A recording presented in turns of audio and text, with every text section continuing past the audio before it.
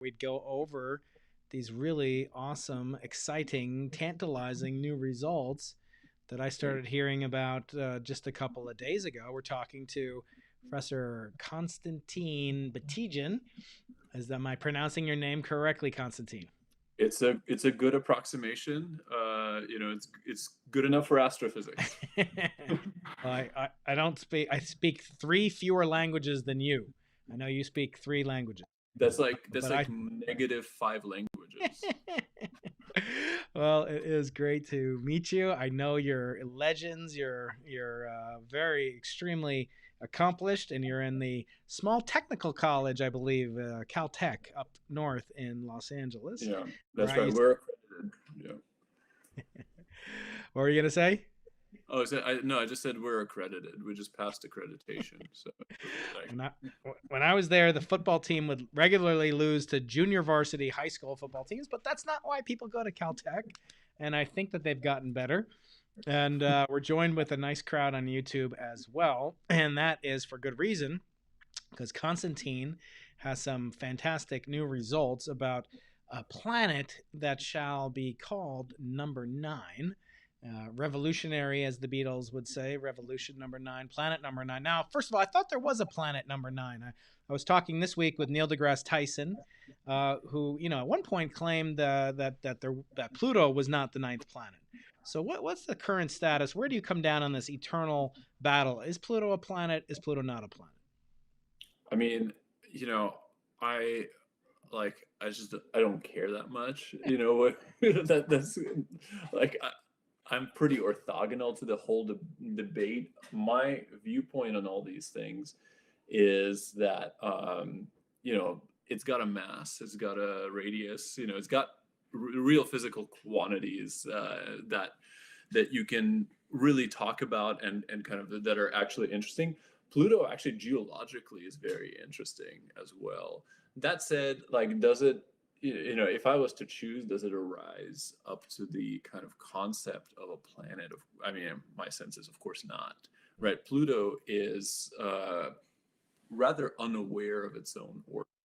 Right? I mean, I tend to think about planets as things that are sufficient gravitational drivers in the dynamics of a planetary system, where if you remove it, something changes dramatically, right? If you remove Pluto, nothing will change. And in any case, the story of how Pluto acquired its planetary status is a really remarkable one, right? Pluto was initially mistaken for the 7 Earth mass planet X that was predicted at the time, and upon its discovery, its mass was revised downwards to 1 Earth mass. Of course, nobody really knew how to measure mass. You need a satellite, and when Chiron was discovered in 1978, it was like, whoa, this thing is really quite tiny. So yeah, it's a really I think much more interesting than the question of definition about what is a planet, what is not, is actually the historical arc, right? The Parzival Lowell story of looking for Planet X is a fascinating piece of kind of astronomical history, and how that linked to the discovery of Pluto is really phenomenal. Yeah, all the planets, at least beyond the ones known since antiquity. I think I heard that Galileo accidentally could have discovered. Here's Galileo. Constantine, someday you'll have a sock puppet too, a finger puppet too. But this is Galileo, the first mariner of the skies using telescopic aid, and he had some success with observing planets, as you know, with Jupiter and Saturn. He thought, and he actually encrypted his findings. You may be able to explain this better than me, but he would write, in like backwards handwriting, and he would write in like rhymes and limericks. One of them was the fifth planet an altitude is threefold, and that was, of course, he couldn't resolve the rings of Saturn. Nowadays, it seems like people wouldn't sit on a discovery of Planet Nine. So Yeah.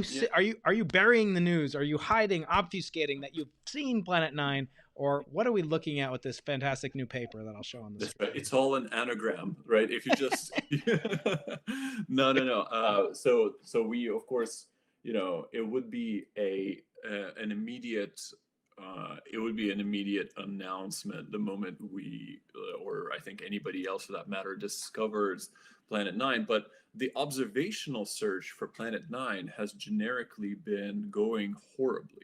And this is not because, we've collected zero data. It's been horribly because, of course, when you're looking for one object, it is going horribly until you discover it, and then it's going great, right? So, in parallel with the kind of observational arc of looking for Planet 9, we're always pushing the theoretical framework forward. And this is kind of the latest in our, in our program to make the Planet 9 models maximally realistic. Right? We spent some time about 3-4 years ago actually going the opposite way, developing models that are maximally simplistic to get an analytical handle on the dynamics, understand it better.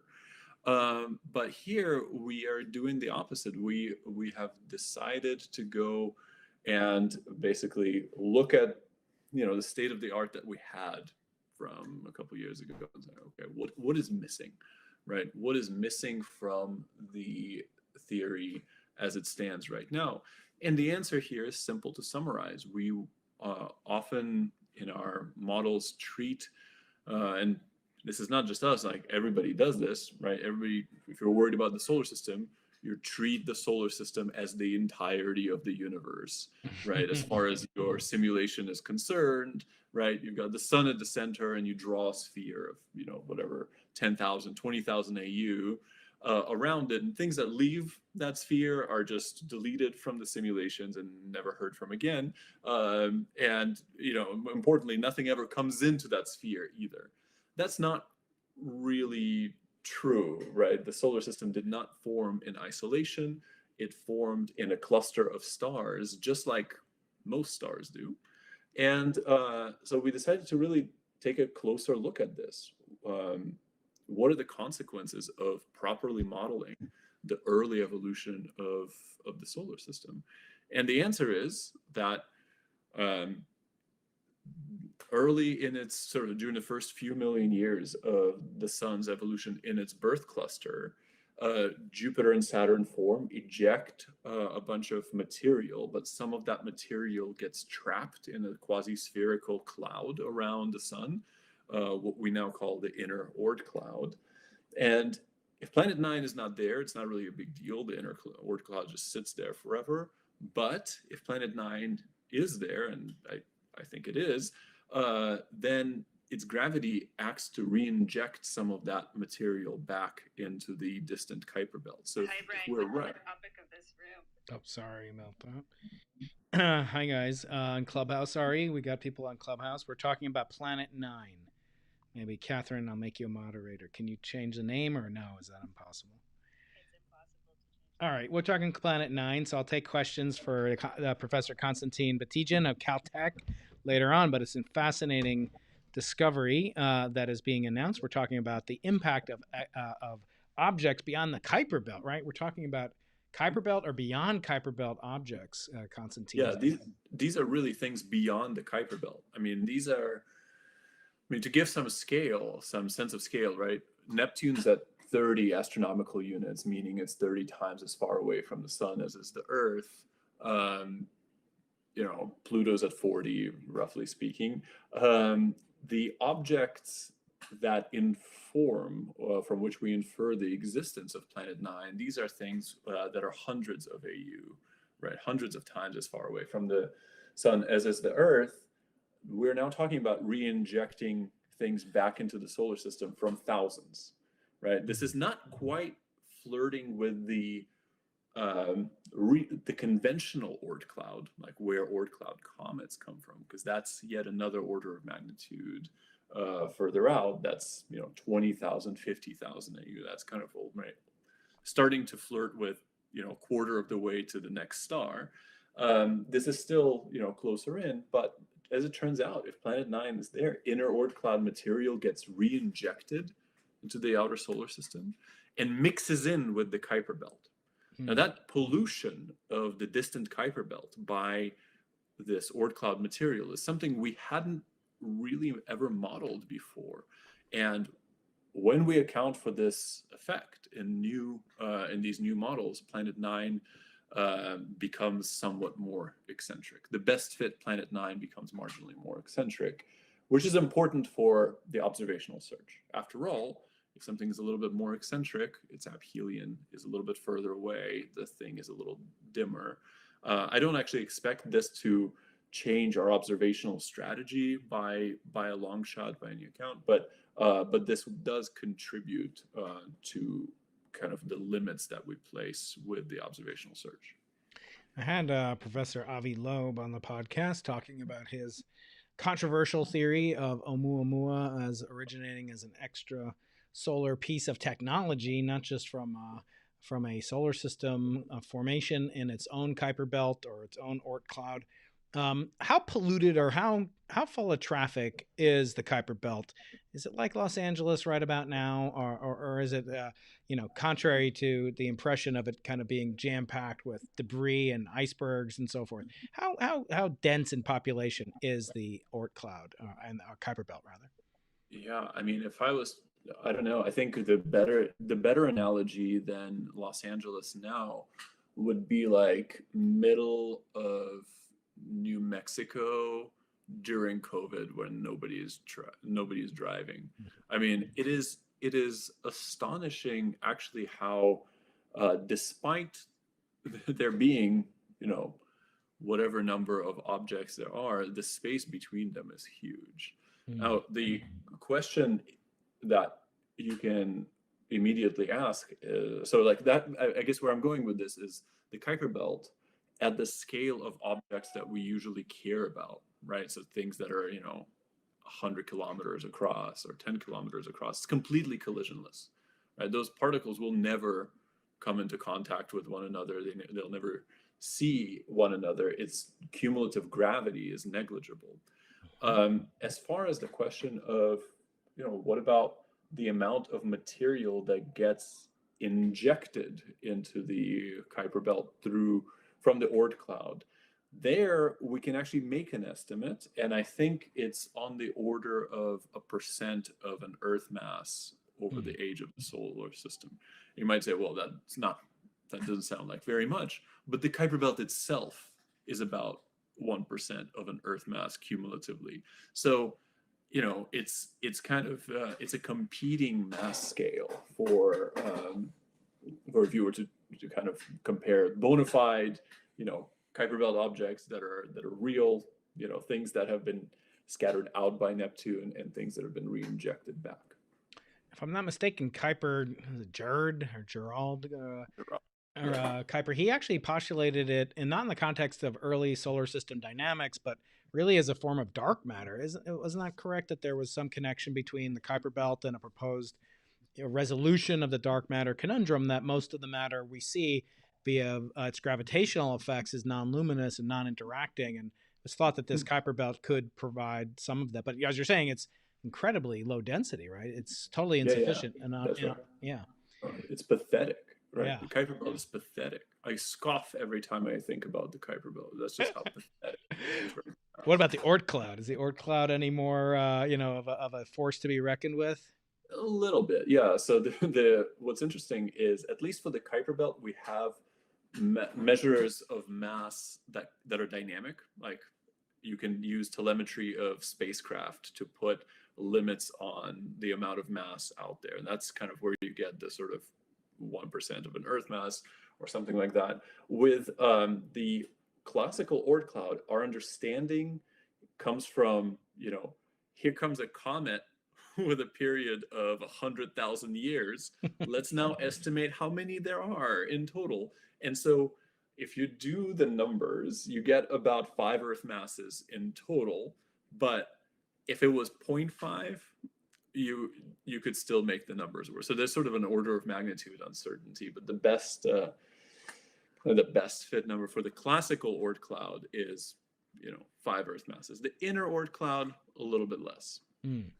Now, if there were to suddenly be, someone who's even more vehemently opposed to the Kuiper belt and even the Oort cloud, and this omnipotent being completely vaporizes and annihilates all the material of the Kuiper belt and the Oort cloud, would we ever have any effect here on Earth? Would it make life safer on Earth and avoid the cometary disaster that befell the dinosaurs some 66 million years ago?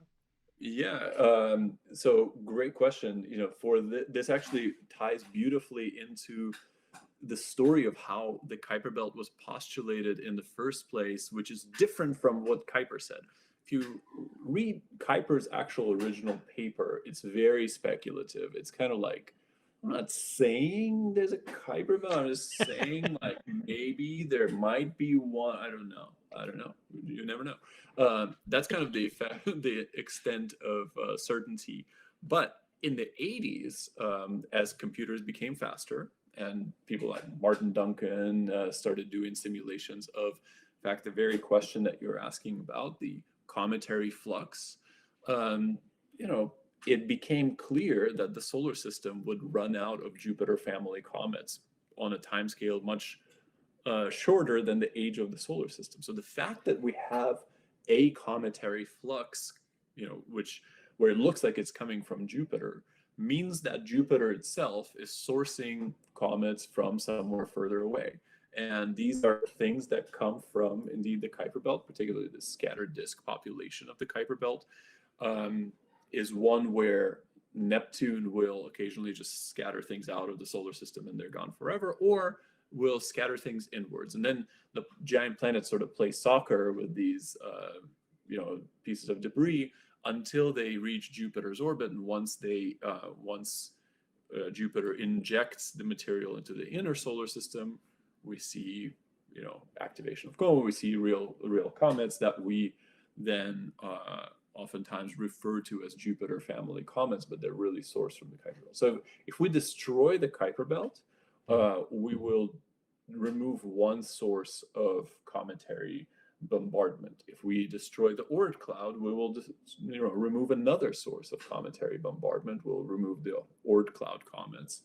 But will we remove all impacts? No, of course not, because many of them are in fact sourced from the asteroid belt. Right? The asteroids, due to radiative effects, drift into resonances with Jupiter, get into the Kirkwood gaps, basically, get their eccentricities excited until they cross Mars, and then Mars shoots them onto Earth. So meteorites follow this chaotic route to the Earth's orbit. So as much as I think it's a good idea to destroy the Kuiper belt, it won't make the life safe for us. So we're talking to Professor Konstantin Batygin, who is as hilarious as he is brilliant. You may have seen him, as I did first, on 60 Minutes. What was that, 5-6 years ago? Your work with Mike Brown and Bill Whitaker. I remember poking around. That was about 2017, 2016. It feels like it was about 59 minutes ago. I mean, really, it's amazing how rapidly time passes, particularly, like everybody knows about time dilation due to gravity, but time dilation due to COVID is really profound. Yeah. And kids too. You're a father, and you must know that the longest period of time is the time between dinner time and bedtime for any child or any parent has to endure. That is where time dilation really kicks in, doesn't it? Exactly. We're all doing our best. So back in January, I mean, at that time in 2016, I became aware of you from work that you did with Mike Brown, who is the Pluto killer. He was your thesis advisor, right? Yeah, back in the day. Back in the day. It's again, I now teach some of the classes I took as a grad student, and I just, I used to take great kind of in a tongue-in-cheek way, talk about how when I took this class, everything was different. But these days, it's like when I took this class, really everything was different. All right. So just a few years ago. It's unbelievable. That's right. Yeah. So in that paper, or in that time, you were talking about Sedna and Sedna-like object. What the heck is Sedna? What happened to it? How come I don't hear about it? Was it just one of these flash in the pan Hollywood, flings that come and go like a comet in the Oort cloud? Right? What is Sedna? Is it still there? And what's a Sedna-like object? It's 100%. It's definitely still there. I'm feeling its gravity. Well, I'm not really feeling its gravity, but I'm feeling its quintessence right now. Yeah, look, Sedna, it was a huge discovery at the time. It was the first truly clear indication that the solar system is not done, right? That there's something really remarkable that's going to be that's hiding beyond the observational frontier, even of the Kuiper belt itself. Now, the Kuiper belt, when it started getting mapped out, people were very excited about all of the dynamical structure that it exhibits. That study helped, that kind of collective study helped, really rewrite the story about how the solar system evolved in its first 10 to 100 million years. But Sedna was something different altogether. So when Mike and company discovered it, I guess back in 2003 or 2004. I actually remember hearing about it. I don't know, I was in high school at the time, but this dude in my like history class was like, "Bro, they found Planet X." So yeah, so like, Field trip. yeah, so what's weird about Sedna is that while the vast majority of Kuiper belt objects are easy to understand with the current markup of the planets that we know and love, Sedna never really interacts with anything, right? It's perihelion. Its closest approach to the sun is more than twice as far away from the sun as is Neptune. So it never really sees Neptune's, it never sees Neptune as a individual particle, if you will. It only sees the kind of orbit averaged quadrupole potential of Neptune, or anybody else for that matter. So it just kind of sits there. Now, if you see that, you might say, okay, that's kind of weird. And the reason it's weird is that vast majority of long period orbits were scattered out by Neptune. But if they get scattered out by Neptune, because gravity is conservative, they always have to come back to where they started from. So all of these objects are just kind of tethered to Neptune. Sedna is not. It was the first tip of the iceberg of a population of bodies that look like they've been pulled away from the giant planets and are now just sort of doing their own thing. Now, the entire Planet Nine story was constructed from, at least one of the original arguments was to say, look, if you look at the distant solar system, there's clustering. What we see now in the current data set, which is really quite, in my opinion, profound, is that the clustering is much stronger among these objects that have been strongly pulled away from Neptune, these detached Kuiper belt objects. The objects that are attached to Neptune are kind of all over the place. And to give ourselves just a little bit of credit, even back in 2016, we wrote about this in the first paper about how only the dynamically stable objects should cluster. And the fact that that's kind of been reflected in the data is pretty exciting. Of course, it's not like reason to call the game and say we're done, but it's certainly going into the right direction. Yeah, it's fascinating, and I want to point out, what you do.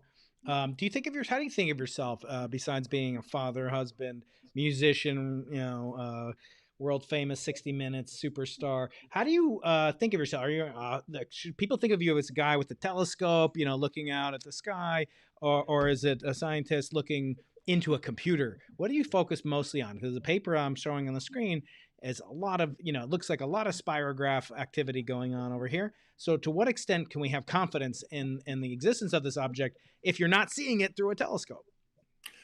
Yeah, that's a great question. And look, I actually think this hits on an important topic, because oftentimes the Planet Nine story kind of gets over amplified both ways, right?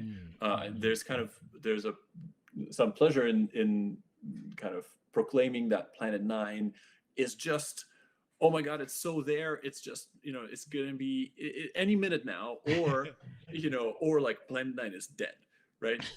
Planet Nine really is, in some sense, a little bit like Schrodinger's cat, where it has a wave function of being in existence until we measure it, and that that probability really hinges on a few different things. It hinges on how certain are we that first of all, how certain are we on that the patterns that we see in the night in the distant solar system really are there. Now this has been a subject of some debate, okay, in the last few months, including. But the way there's indeed multiple ways to do the statistical analysis. The kind of analysis that we've done suggests a false alarm probability of sort of one in 500, right? That kind of 0.2%. The other thing that I should note is, in all of these models, all that really happens at the end of the day is all that we can say is that there is some external gravity, and so we can assign a mass and an orbit to the external perturber, right? Whether, like, the fact that this is a planet is just us making it up, right? We think that a planet is the most reasonable source of a 5 Earth mass object on such a gravity, but in principle, the calculations would work as well if this was a 5 Earth mass burrito, or a 5 Earth mass tissue, like just really anything that has 5 Earth mass, that orbits on the right orbit would do the job.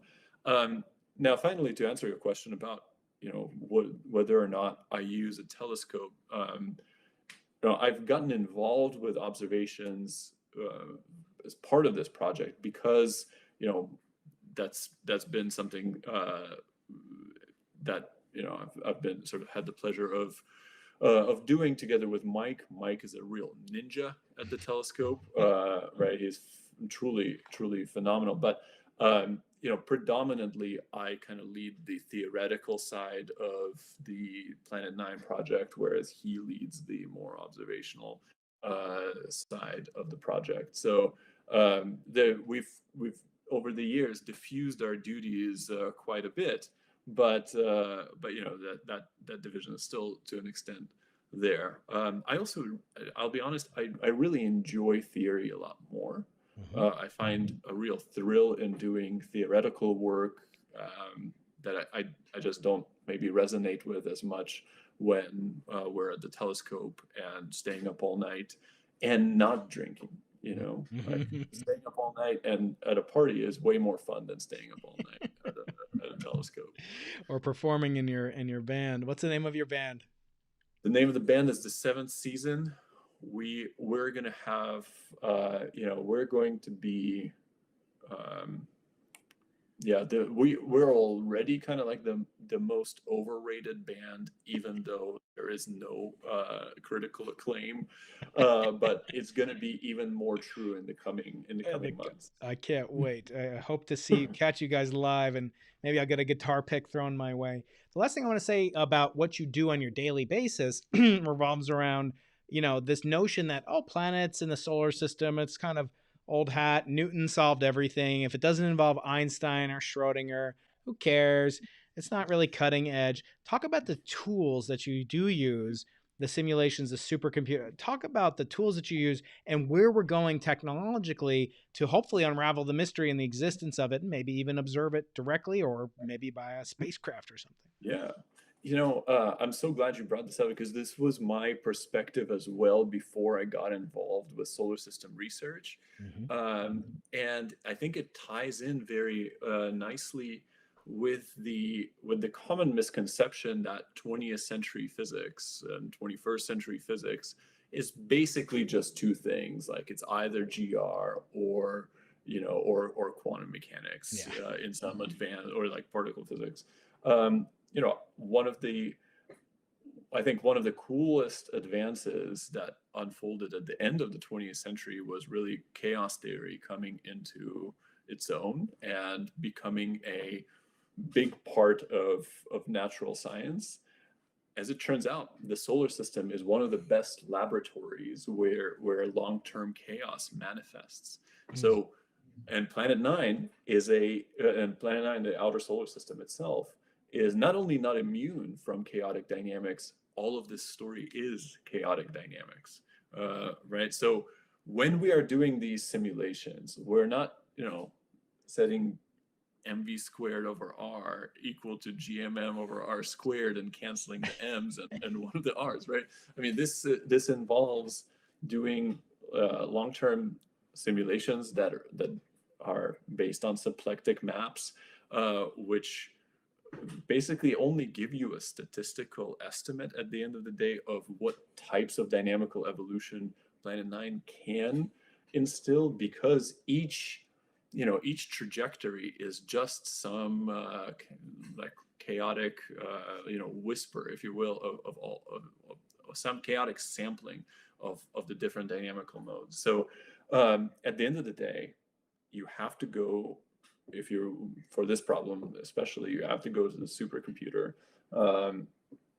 and at times just to basically have enough realizations of the model to really understand what's going on. So yeah, it's a remarkably advanced, and really intriguing field. Now, when it comes to observations themselves, right, that's a field where the recent advances in machine learning have played a huge role as well, right? I mean, the way you do image analysis these days is not Clyde Tombaugh style, where you're trying to blink a couple images and note something that moved. It's AI doing that for you, and all of these advances truly have been interlinked.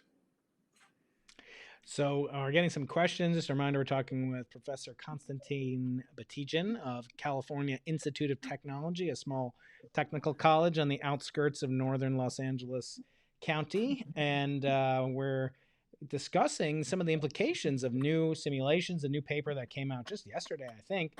It was embargoed, and I got to really lucky break to get a hold of Konstantin through various means and modalities of communication. But we're talking about these really massive simulations and the tools and techniques of a theoretical planetary scientist, a person who's working at the boundaries of what technology can do now. And people are asking questions, which I think, you essentially answered, but you don't know what this object could be. It could be, someone's asking, could it be a black hole, a primordial black hole, somehow lurking on the outskirts of the solar system? And actually, none other than Edward Witten has proposed such possibilities, maybe not for Planet 9 specifically, or for this object specifically, but that there may be the possibility of a black hole. So you may actually get, Konstantin, you may actually get to have a brush with black holes and GR and all sorts of things that people would assume you might envy. But yeah, can you say something about that? Is there much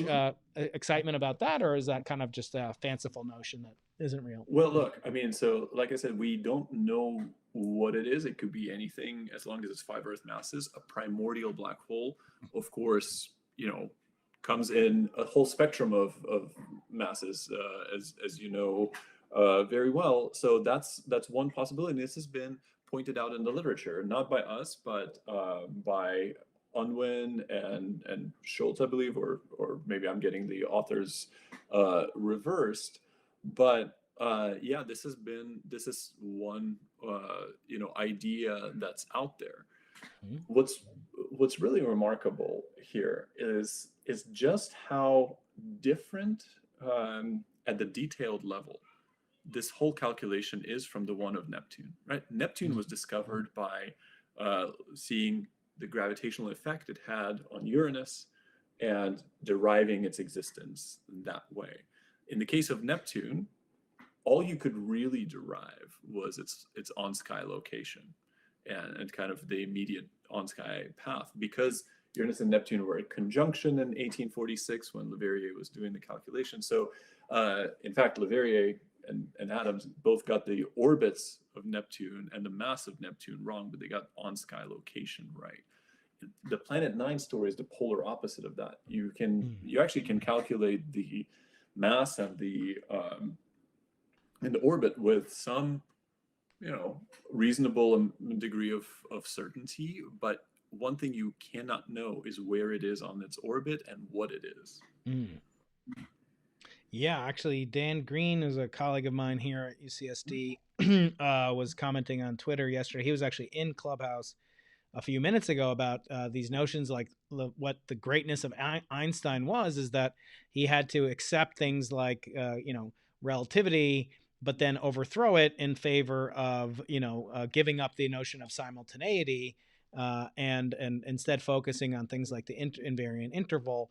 But whereas Leverrier, I think that's how you said his name, right?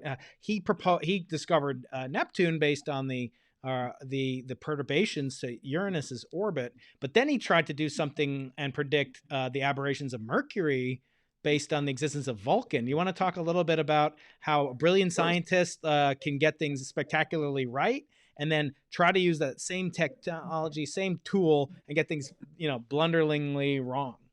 Yeah, absolutely. I mean, so Mercury, the transits of Mercury, the measurements of transits of Mercury became quite precise by the mid 1800s. So,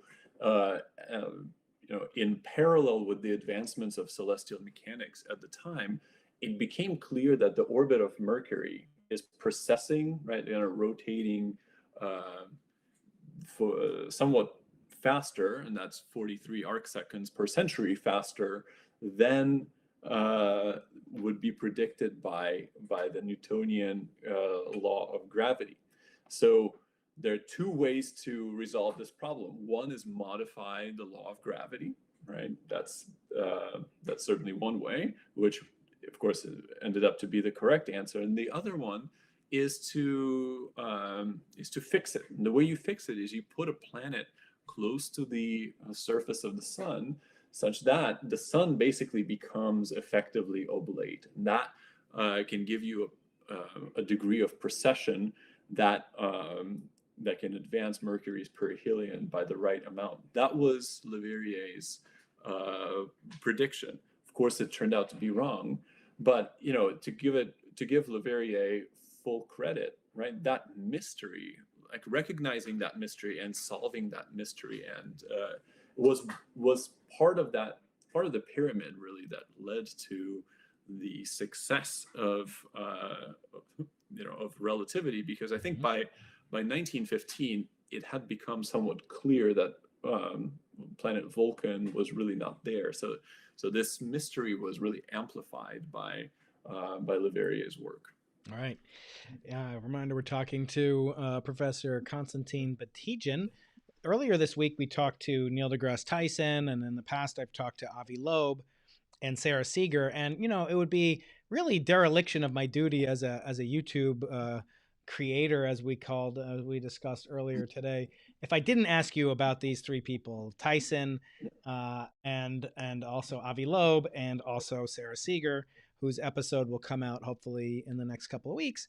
Let's work backwards. Sarah Seeger and collaborators have a proposal that there might be a life evidentiary piece of molecular phosphine, which can be indicative of a biological process operating on the clouds of Venus. So first of all, how do you react to that? What do you make of that? I know it's not your field and it's dangerous, but even as a layperson, if you want, how do you react to that? What are your thoughts on that particular controversial new discovery? So my understanding of this, and again, I've only followed the phosphine story kind of peripherally. Now, my understanding was that when that story came out, right, there was an immediate kind of outcry about how the data, can be fit in a different way, and that's a really important. It's really important to be skeptical for discoveries like these, because they're so monumental. And so the pendulum kind of swung into the phosphine is not there, but my understanding was that a recent reanalysis of some older data actually looks somewhat more favorable. Again, my I'm not an expert in phosphine. And in any case, my overall sense is that life is just a contaminant on an otherwise interesting planetary surface. But you know, it's one of these things where it's really quite exciting that such work is being carried out. And at the end of the day, it's, you know, if there is a hint in the data, if something interesting is going on, it's always, of course, worthwhile to, you know, to ask the question: what are the pathways to produce this molecule naturally, right? What are the geological pathways to do this? And, you know, are the geological pathways reasonable? If there are none, or if they are, you know, if they require assumptions that are not, you know, not particularly, how should I say, not particularly realistic, then, you know, you go to life as an alternative hypothesis. It's interesting stuff, right? Yeah. Interesting stuff. Yeah. And then next, going, you know, reverse chronologically, I had Avi Loeb on, and he has this theory, which is that not only is there life in the galaxy, but there's technological life and advanced technological life that can send a solar sail powered spacecraft to our solar system for purposes we don't know. But this is his contention at very high confidence level of it not being a fluke. In other words, the confidence that he ascribes to it is over 90%, which is not, you know, they're going to call up Stockholm, as the joke goes, you know, with 3 sigma, they'll invite you to give a seminar, but they won't pay you back. You know, at 5 sigma, they'll pay for your hotel for one night. And then 7 sigma, they'll take you to Stockholm to win one of these things, which, you know, maybe someday you'll have on around your neck. But let me ask you, Konstantin, what do you make of Avi Loeb's theory? Not him personally, but the theory itself on its own merits. Well, actually, I know Avi really well. My office was, when I was a postdoc, my office was across the hall from Avi's. So, you know, Avi, of course, has a remarkable amount of energy. And you know, I remember he ran into my office at one point and said, you know, I have figured this out. Like I was, you know, whatever, cooking. I think he was saying that either he was cooking Thanksgiving dinner or he was helping his wife cook Thanksgiving dinner. And he's like, I figured out that at one point the entire universe was room temperature. I mean, of course, it was, right. He's like, imagine living in that universe. Just everything is habitable. Just everything. You go outside, it's just room temperature, man. Like, you know, it's just nice. It's like, I don't know. It's like the south of France in, you know, in April, right? Just so, you know, Avi has cool ideas. I think, you know, I personally ascribe to the, you know, the notion that life really should be a hypothesis of last resort, because it's one to which it's one that kind of opens up a huge can of worms. Let me also say one more thing. The question of whether or not there is life elsewhere in the galaxy, for example, is a completely boring question, okay? Of course there's life elsewhere in the galaxy, right? We, at this point, know that extrasolar planets are super common, right? There's, in my view, negligible amount of probability, okay, ascribed to the notion that somehow the Earth is a unique spot in all of cosmos where life emerged and everywhere else it didn't, right? The question of whether or not it's there, I think, is one that's answered. It's there.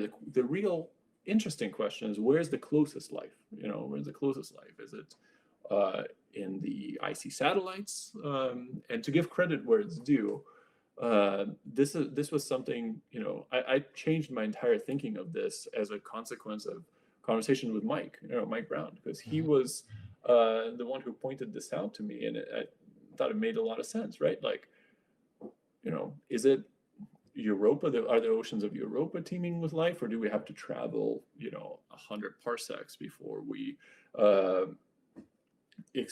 encounter the first life form.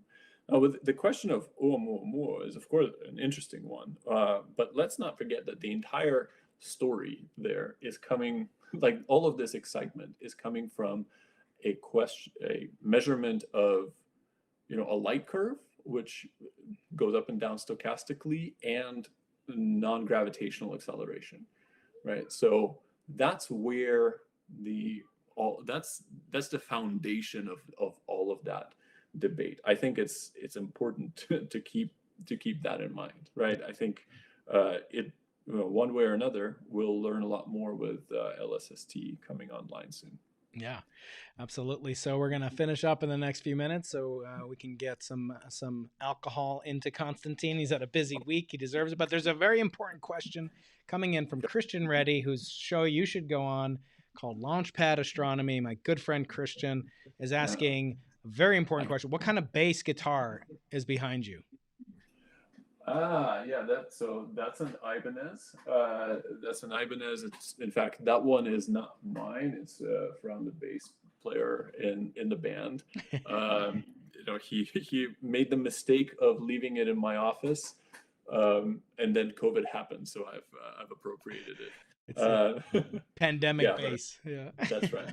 This is my pandemic bass, because my bass is in is locked away in a room that I can't get into as long as there's COVID. So yeah. Well, you'll have to wait to play the music of the spheres as COVID is on the wane. Hopefully things will lighten up there in Los Angeles and Pasadena, my old stomping grounds. Last question for me before we turn it to the audience. There's a bunch of people, over 110 on YouTube. Ask people to subscribe and leave a comment if you'd like to see more like this, and you'd like to see more of Konstantin. You can find him on the web at his name, Konstantin Batygin. It's a little bit hard, but I put it up there. His Twitter is K Batygin, and it's Batygin.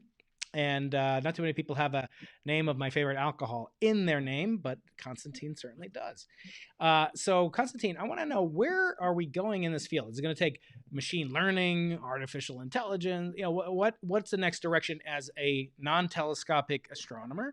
What are you most excited about coming in? More data? You mentioned the Rubin Observatory, LSST. What are you most excited about as the next technological or scientific breakthrough in your specific field?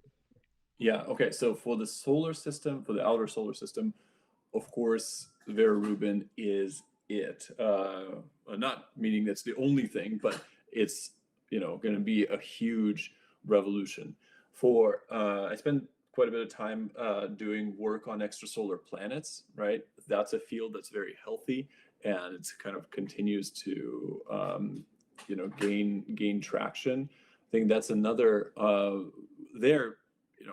things like James Webb coming online, as well as a whole range really of missions, many of space telescopes, many of them in Europe, like Plato, coming online and providing swaths of new data. The generic story with exoplanets is that they keep, of course, surprising us, right? There's stuff time after time.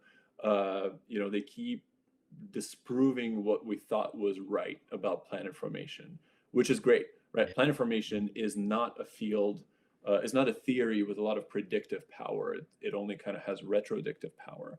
And finally, I've recently gotten involved in trying to understand how the satellites form, the Galilean satellites, because as you mentioned, Galileo found them about 4 centuries ago. To this day, we don't actually know very well how they formed. Like the basic question of why they are there is an exciting one, and it's going to only get more exciting in the next decade, because there's things like Europa Clipper going to Europa. There's Dragonfly flying to Titan, which is the biggest moon of Saturn. There's an ESA mission called JUICE, which is going to go and study Ganymede, which is the most massive satellite of Jupiter in excruciating detail. So whenever you have stuff like this happen, right? Better telescopes, direct, missions that tell you something about the geophysics of, these bodies it always brings together a wealth of new data, which crushes the old models and allows people like me to get excited and construct new models. So I really am looking forward sort of to the next decade. And I'm not like sitting around hoping more data comes in. I'm excited about where planetary astronomy, broadly speaking, is going to be over the next 10, 20 years. Yeah, we have a question. Well, it's sort of a modification of Stuart Brand's is saying cosmology, which is what I do, is a massive distraction and it's a drain on resources. I'm going to turn that around. He's a little bit grouchy here. Stuart, come on, don't threaten my livelihood here, my friend.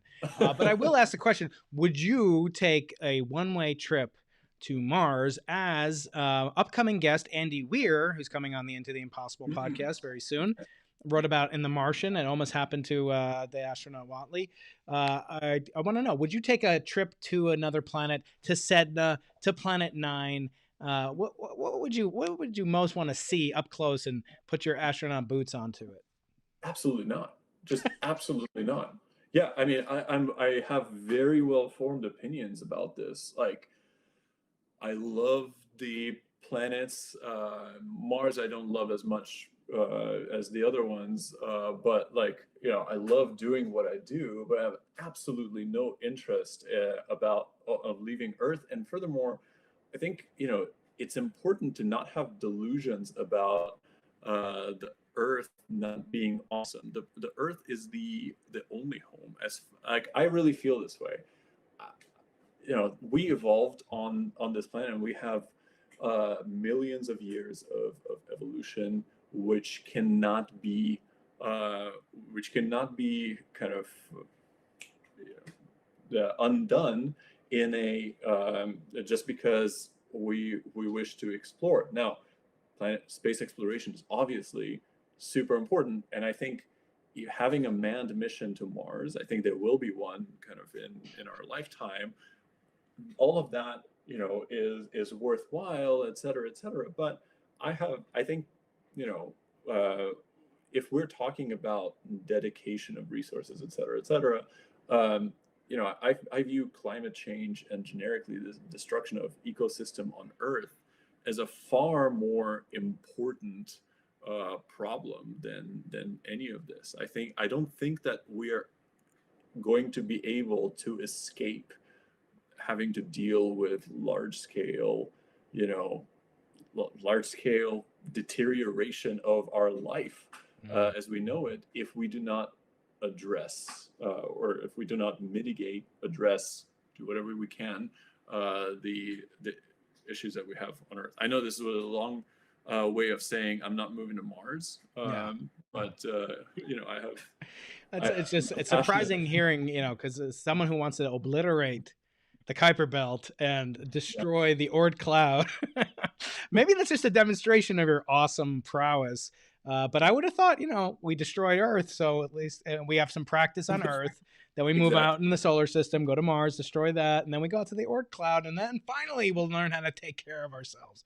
We have a question from Matt Fox, who is the memes of destruction on Clubhouse. He is asking to ask a question. We have Sharena Rice and Matthew Meeleg. I'm going to invite them up. They're going to ask you some quick questions, and then we're going to close out the stream. So, Matthew, go ahead. You're on with Professor Konstantin Batygin of Caltech. Hello, professors. Thank you so much for doing this. My question is, based upon your experience, what do you think would be the best model for what this could be and the most likely model for what we could be observing? Thank you.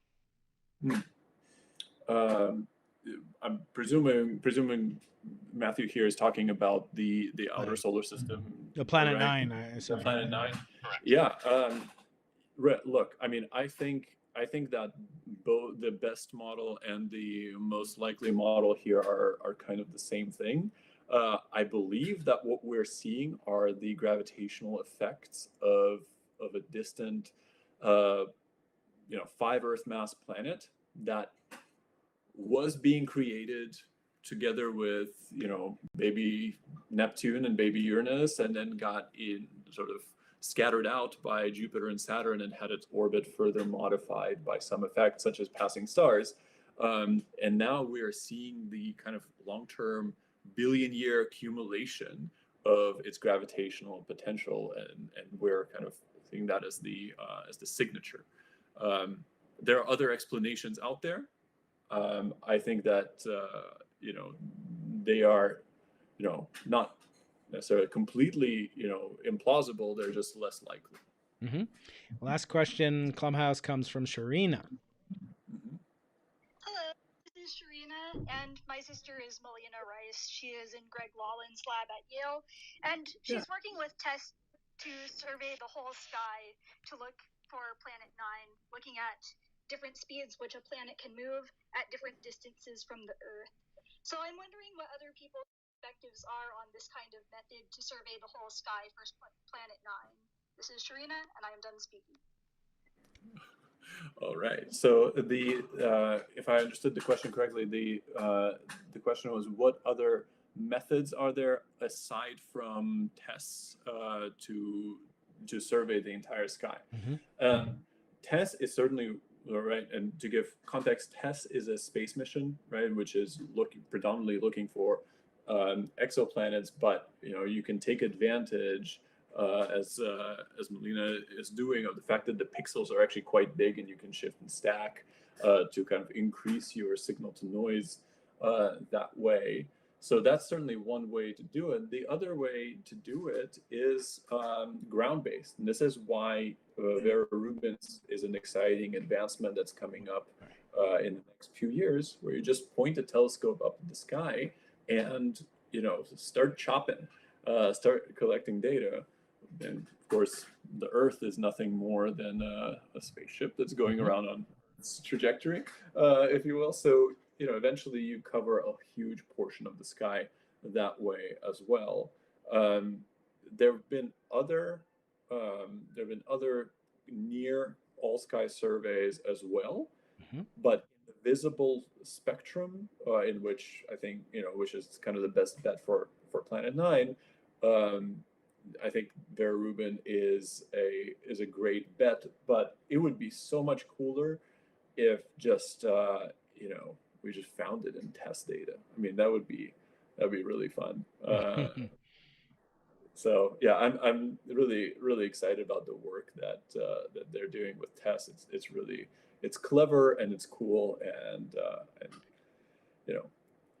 I like it. Basically, I like it. Very good. Okay, everybody. I want to thank everybody for tuning into the stream and for joining us in Clubhouse. Please do subscribe on YouTube, Dr. Brian Keating. If you have not already, I have wonderful guests coming up, including Sarah Seeger, as I mentioned, of MIT, the rival beavers on the East Coast, to Caltech, and Professor Batygin's beavers on the West Coast. Also, I have Steven Pinker coming up. I have a conversation with David Pogue speaking about climate change and the destruction of planet Earth. He wrote a book, How to Survive and Prepare for Climate Change, which is a hopeful book. And I urge people to look into that. And so stay tuned. We have amazing, wonderful guests on the Into the Impossible podcast. I am your fearful host during this time of pandemic podcasting, signing off and thanking Professor Konstantin Batygin. I hope you'll join us again, Konstantin. It's really so much fun to talk to you. Thanks, Brian. We're all in love with your mind. Keep it up, my friend. Enjoy the weekend. Thank you, everybody. Until next time, signing off, Brian Keating for the Into the Impossible podcast. Good night, everybody. Bye, Konstantin. Thank you so much. All right. Thanks so much. It was a lot of fun. We'll talk soon. Bye-bye. Okay.